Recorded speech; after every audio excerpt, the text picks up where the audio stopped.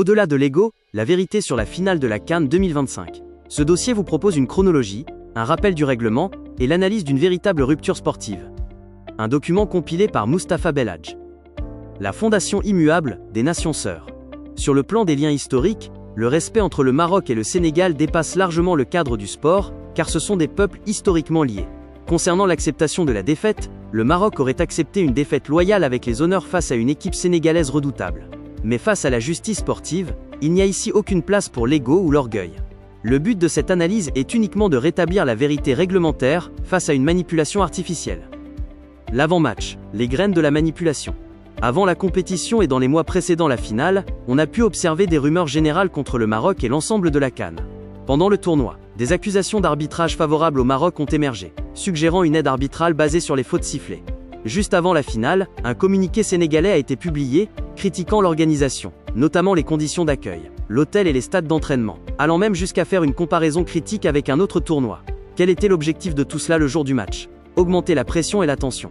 C'était une tentative d'influencer le contexte, voire d'anticiper et de justifier une éventuelle défaite. Le résultat, un climat très tendu pour le match. La 82e minute, l'illusion du but sénégalais. Voici comment l'action s'est déroulée en 3 temps. Premièrement, la faute.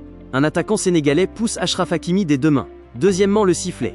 L'arbitre siffle instantanément la faute. Troisièmement, le ballon. Il continue sa course et entre dans le but, mais bien après le coup de sifflet. Le statut du ballon est formel. C'est un ballon mort. Le jeu étant légalement arrêté par l'arbitre, l'action n'existe plus. Par conséquent, le but est techniquement invalide, et la VAR ne peut formellement pas intervenir sur une action morte. La 89e minute, la légalité du pénalty marocain. Revoyons cette séquence. D'abord, la faute. Brahim Diaz est tiré par un défenseur dans la surface sénégalaise. Ensuite, le jeu continue. Il n'y a eu aucun sifflet immédiat et le jeu s'est poursuivi. Enfin, l'intervention.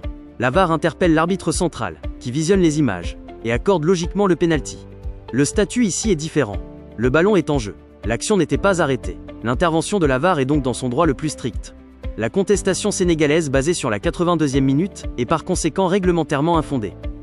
Analyse comparée. La logique implacable de l'arbitrage. Si l'on compare les deux actions. Pour l'action sur Hakimi à la 82e minute, le sifflet a retenti avant le but.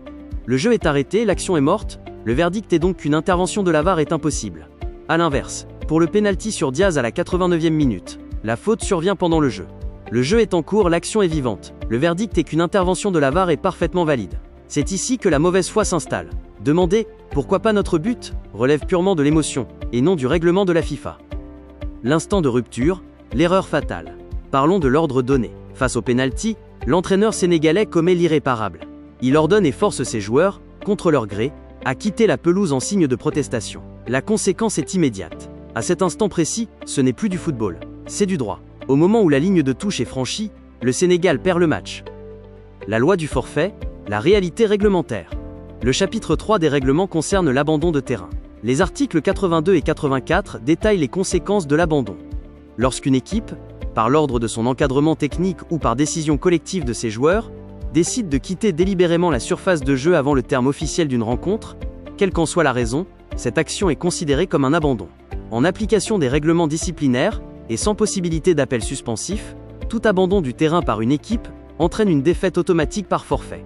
La victoire est accordée à l'équipe adverse sur le score de 3-0, ou sur le score en cours si celui-ci est supérieur. Ainsi, le Sénégal n'a absolument pas gagné sur le terrain. Le seul vainqueur légitime au moment de l'abandon est le Maroc. L'arbitre s'apprêtait d'ailleurs à acter ce forfait sur le champ. La reprise illusoire, sécurité publique face au sport. Sur le plan sportif, l'abandon du terrain signifie que le match est terminé, ce qui implique la victoire du Maroc. Mais une menace sécuritaire est apparue. Le refus de jouer a entraîné des supporters sénégalais à détruire des sièges, créant un risque réel d'émeute. Face à cela, les dirigeants ont forcé la reprise du jeu uniquement pour éviter un drame humain dans un pays futur organisateur de la Coupe du Monde 2030. Tout ce qui a suivi, y compris le pénalty raté ou le but sénégalais, n'a plus aucune valeur sportive. L'officialisation, le verdict implacable de la CAF. Le verdict est officiel. Le jury d'appel de la CAF confirme la réalité du terrain, à savoir une victoire 3-0 pour le Maroc par forfait. Contrairement à ce qui a été dit, le Maroc n'a pas gagné dans les bureaux. La CAF a simplement acté et confirmé la victoire qui revenait de droit au Maroc dès la 89e minute. Le choc des comportements, l'après-match. On observe un contraste saisissant entre l'attitude des deux camps. Du côté de la sagesse marocaine, on a vu de la dignité, des larmes et le respect du maillot, sans jamais céder à la violence. En face, Un faux ego sénégalais s'est illustré par des célébrations et des photos d'une victoire illégale. Le Maroc a privilégié une saisine civile et démocratique de la CAF, sans bruit ni insulte. De l'autre côté, la réaction a été une médiatisation outrancière et des accusations infondées de corruption. Enfin, le Maroc a gardé une séparation stricte entre le sport et la politique, accueillant des officiels sénégalais et signant des partenariats. Le Sénégal, en revanche, a créé une confusion dangereuse des genres, mêlant discours politique et sportif directement à la télévision nationale. L'horizon judiciaire, le danger du TAS. Légalement, le droit autorise le Sénégal à saisir le tribunal arbitral du sport, le TAS, pour revendiquer son jugement. Mais attention à la tolérance zéro. Les instances internationales ne tolèrent absolument pas l'abandon de terrain.